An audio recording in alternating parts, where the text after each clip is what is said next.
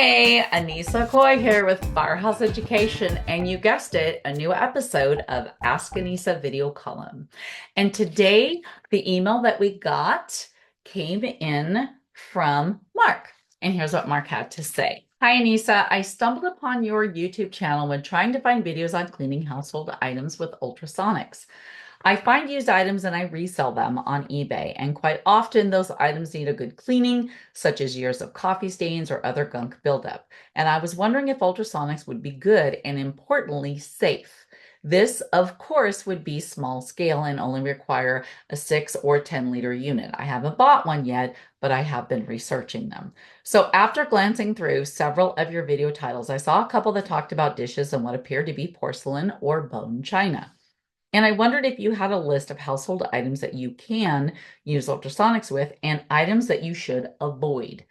Today, for example, I was looking over a piece of painted pottery with some gold inlay that was seriously gunked up with, well, I don't know what. Soap and water wasn't cutting it, and I was getting nervous about the paint coming off. And my thought was, would the paint on this porous material stand up to ultrasonic or would it just easily float away? I appreciate any insight you can provide, Mark. Okay, Mark. Oh my gosh, this is one of my favorite topics, ultrasonic.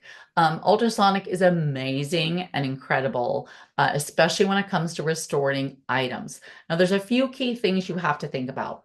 So, ultrasonic can obviously only be used on items that could be completely immersed in water. So they're not going to get damaged, right? You can't do dried flowers or anything paper, but you can do metal. You can do porcelain with a couple of caveats. You can even do clay, again, with a caveat or two. You can do like knickknacks, anything glass. You can do metal again, but you have to be careful because if it's painted metal, you can take the paint right off. So there's a ton of items that you can use ultrasonic on.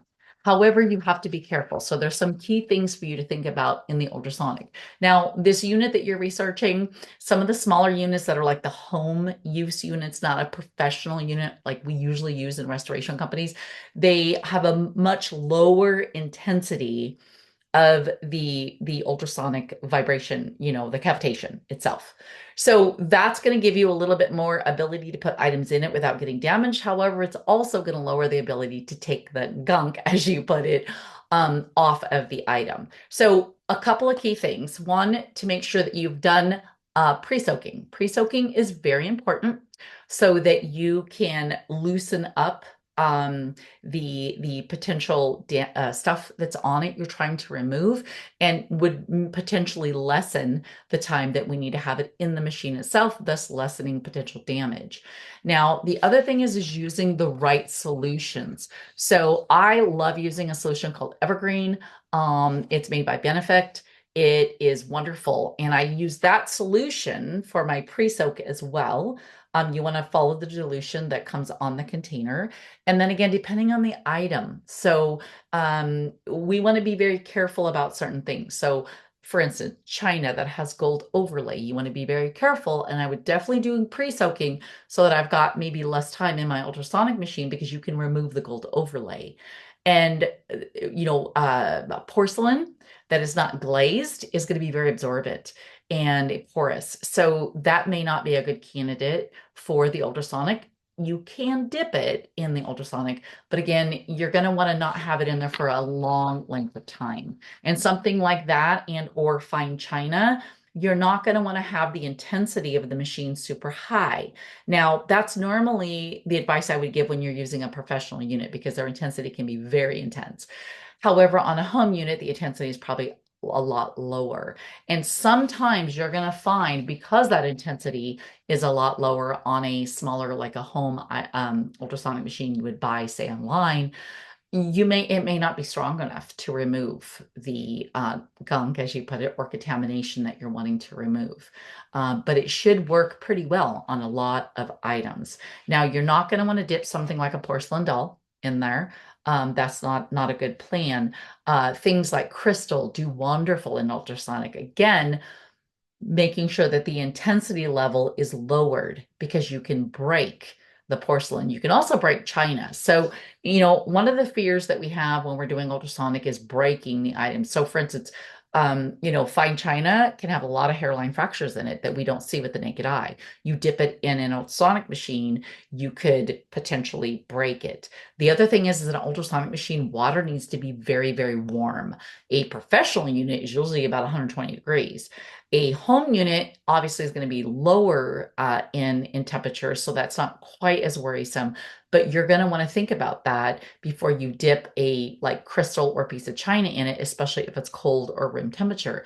You're going to want to warm it up. That's where a pre-soak a bath that's in hot water is going to be very beneficial because it's going to heat up the glass or the china or the whatever it's made of item, so that when you stick it into that super hot water, it's not just going to bust because the water's so hot and it's such a temperature change and or crack it.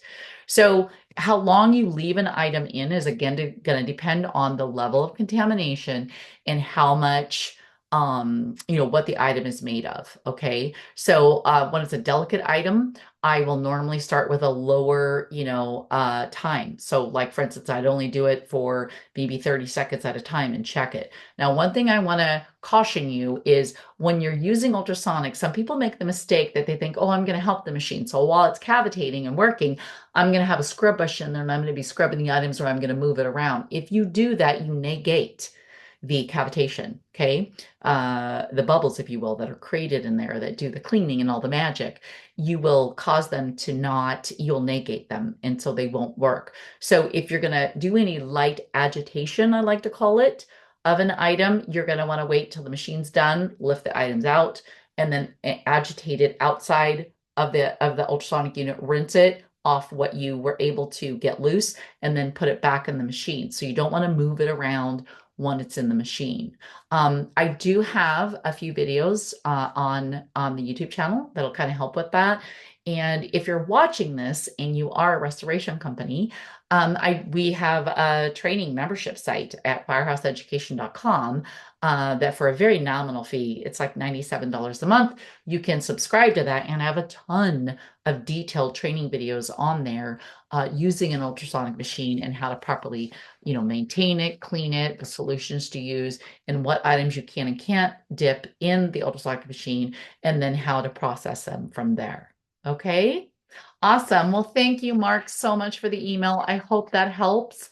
And good luck to you on your eBay journey in cleaning and restoring items. I love that.